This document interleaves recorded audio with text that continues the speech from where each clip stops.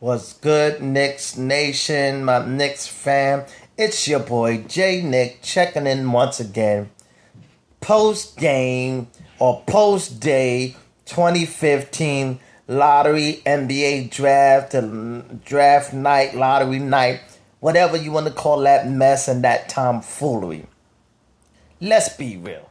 With all due respect to everybody that's trying to blame it on those few wins that we got at the end of the season.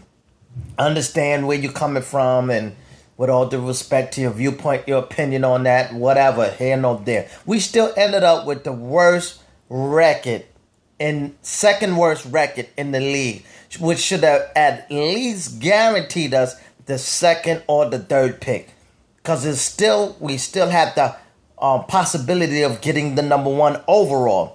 You can't tell me with the 19.9%, whatever it was, that we can get the one pick, that we fall all the way to the fourth pick. We don't even end up with 2 or 3, let alone 1. Come on, what kind of tomfoolery and buffoonery is that? They trying to make up, talking about the fix was in when we got Ewan, and probably Titan mad because Isaiah Thomas is back in the garden. The Nick hate is great. The Melo hate is great. Whatever the case may be. Still have they issues probably with Phil and Dolan and whatever. But how do you still end up with the fourth pick? With the second worst record. You don't end up with 2. You don't end up with 3.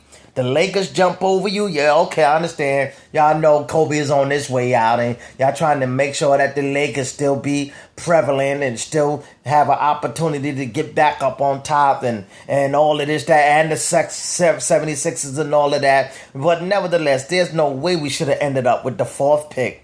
But guess what? That's neither here nor there. What can you do about it right now? Crying over spilt milk is irrelevant at this point. You wipe it up, you clean it up, and you keep it moving. They give you lemons, you make lemonade. Once the bell is rung, you can't unring it. So now the reality is we came into this knowing that we was going to need, that we could get the 1 to 5 pick.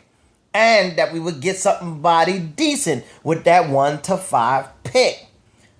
We came into this needing just about any and everything except for a small forward, because Melo got that locked. And there's a debate whether he should play the 4 spot, the 3 spot, but his natural dominant spot is the 3. There's no small forwards that can keep up with him, and there's really no power forward that can keep up with him because of, his quickness, whatever. But we came into this knowing that we needed and wanted the big, probably first and foremost, because, we need that low post threat. We need that defense in the paint, all of the above. I understand that. But at the same time, this is becoming a point guard or a guard league. There's no more Shaq days. There's no more Ewing type big man. Even D12 himself is a bootleg big man. Let's be real. Marc Gasol is a big man, but he's still that Ewing type big man where he's taking it outside, taking you outside, taking you out the paint, shooting that J, that low post paint post up. He does it, but he's more outside, taking you away from the paint. But nevertheless, we still needed a point guard as well. And who's to say we still can't and won't end up with one of the bigs? It depends on how the other teams pick. You know what I'm saying? And actually, Cauley Stein is kind of looking all right defensively, got a little offensive game. But the reality is, even if we didn't get a big, we still need a point guard. You know what I'm saying? Gallo's okay. He's doing his thing. You know what I'm saying? Who's to say what's going to happen with Calderon? You know what I'm saying? But still, if we get Russell or Mudiay, or however you pronounce it, if we get one of those, it's not like they're going to come in and take their helm right away. They still got to learn the system. They still got to get groomed. But for the future, come on. You mean to tell me one of them dudes ain't great for the future of the Knicks? Come on, as a point guard, that we've been needing a point guard since forever. You know what I'm saying? So we could answer the big man answer or solve that riddle in the free agency class. There's a few bigs that we can go after. Monroe, some people saying that's basically a lock. Who knows? Aldridge, we may never know. He might not want to turn that money down. It can come. Marc Gasol, you don't really know what he going to do. They got bounced, so who knows? But there's a few bigs that we can go after. But there wasn't hardly any point guards to my taste Some saying Reggie Jackson, yeah, okay. Some saying Rondo, keep him, no thank you. I really ain't crazy about him. Don't need no drama queens. We already got rid of all of that with JR and his antics. Whatever.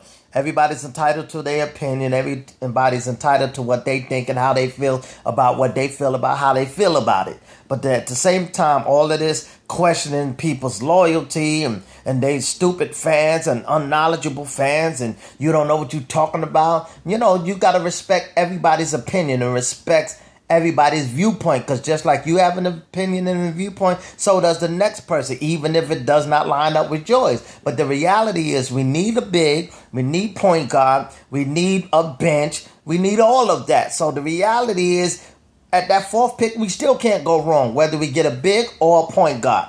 It's still towards the future, because there's no guarantee, even if we got a big, one of those big, that they're going to come in and just be dominant and make an impact. Just like these point guards might not come in and be dominant and make an impact, but then again, who knows, they could. So the reality is, it's all in Phil's court now, and it's all up to Phil. If we're going to keep the pick, or who we going to pick, who we going to get in free agency, when it's all said and done, we just want a quality team come 2015-2016 season. And the reality is, we don't know who Phil's going to pick, who's going to come, who wants to come, who's staying, who's leaving. All we know is that we're Knicks fans, and the reality is, as crazy as we go in on these groups and go crazy about what we think and how we feel, we arguing, cussing each other out. Guess what? These Knicks, the Knicks organization, these Knicks players, the coaches, they don't know nothing about us. They probably ain't thinking too much about us, because one way or another, they still getting paid. They the ones going on the court to play the game with whoever's on the court with them. And our decisions and how we feel about it really is irrelevant and really doesn't matter. So all these trade proposals, all these variations, all of these possibilities, guess what? It's still up to Phil. The ball is in his court, and whoever he's working with to make the choices and the decision. So all of us flipping and going crazy and disrespecting each other makes no sense at all, because we don't have no control over it, really don't have no say over it. So when it's all said and done, we want what the next fan should want. And that's the people that want to be here, people that fit chemistry-wise to help us get done what we're trying to work towards, and that's ultimately that chip, which we probably ain't going to get this season anyway. So it's still a work in progress. And we still got a free agent class coming 2016. So the reality is it's progress. Take it easy, my peoples. Knicks Nation, Knicks fam, my peoples. Relax, relate, release, take a deep breath, and be cool. Stop flipping and tripping on each other. We have no say over who comes, who goes, who we should pick, who we ain't gonna pick, who I wish we could have got. Guess what?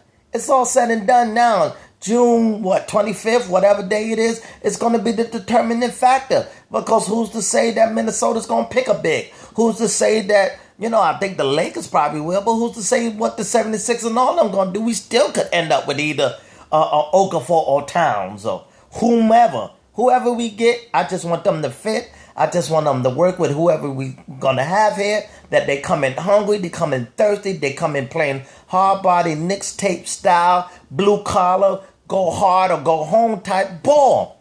End the discussion. All of this flipping and going crazy and disrespecting each other, it has to cease, my people. Have your opinion, have your viewpoint, but we really don't have no say over it.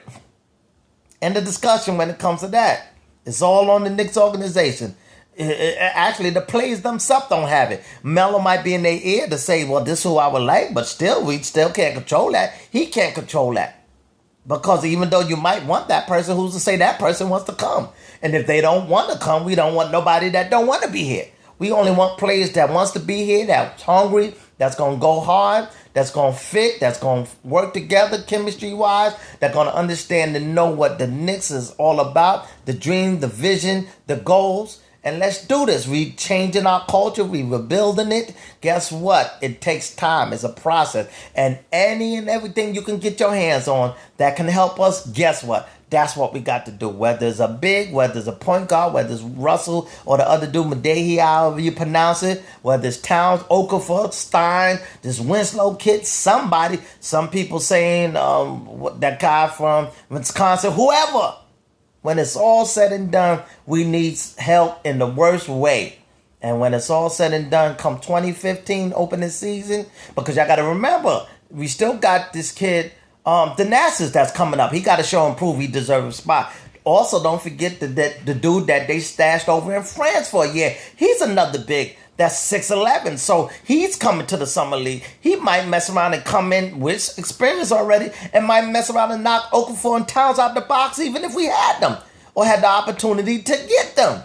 So we really don't know what's going to happen. That dude might come in and might be the eye-opener. It might be the steal of last year's draft for all we know. So let's be patient, my people. Let's just wait and see what's going to happen, what's going to go down. And when it's all said and done, let's go, Nick.